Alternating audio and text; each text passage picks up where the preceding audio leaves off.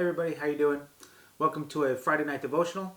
I want to share with you actually tonight, not one of my own devotionals, but one that I've read and that was very interesting to me. So I wanted to share it with you guys. It's from an organization called the Institute for Creation Research, and this devotional is from Mark chapter 4, verse 35. And Mark 4:35 says this. Says, as evening came, Jesus said to his disciples, let's cross to the other side of the lake. And this is how the devotional goes. And the devotional is called Passing Over to the Other Side. Again, this is not my own devotional. Just wanted to read this to you guys, a couple of thoughts on it. And it's a good way, gets the juices flowing in the head. It says, after a long day of ministry, Christ commanded his disciples, let us pass over unto the other side, knowing full well what would come to pass. The story after this verse is a lesson we should take to heart. We cannot expect everything to be smooth on the waters of life in our journey to heaven. In other words, sickness, loss, and disappointment afflict all his children in this fallen world. But through affliction, we are taught many important lessons. As the story continues, there arose a great storm of wind, and the waves beat into the ship so that it was now full, and Jesus was in the back part of the ship, asleep on a pillow.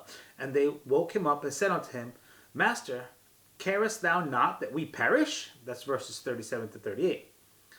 Indeed, though we might also be in a threatening place, Christ is right there in the boat with us.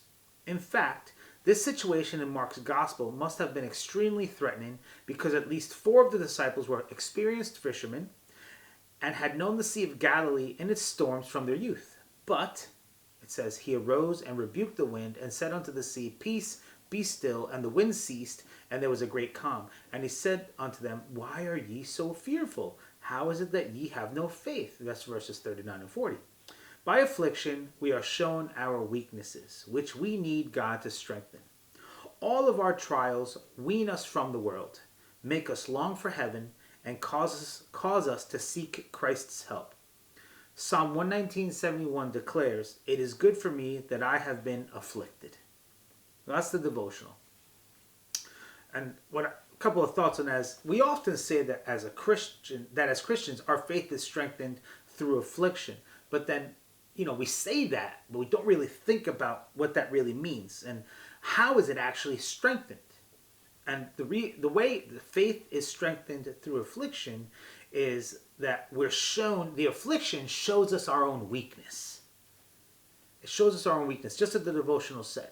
These are experienced fishermen. They're at sea. The storm is too much for men who have been on the sea their whole life, right? It shows them how weak they really are. And the afflictions that have come upon us show us how weak we really are, right? And then because of our weakness, we're shown this weakness. We're all of a sudden we're staring at, wow, this is really who I am. We hopefully, as believers, we lean into and rely on the Lord's strength. And as we rely on the Lord's strength, he draws closer to us. We draw closer to him. And we get a little bit further away from the world that's in us and around us. So just want you guys to think about that this weekend. Be blessed by it. And hopefully this makes a difference. God bless. Have a good night.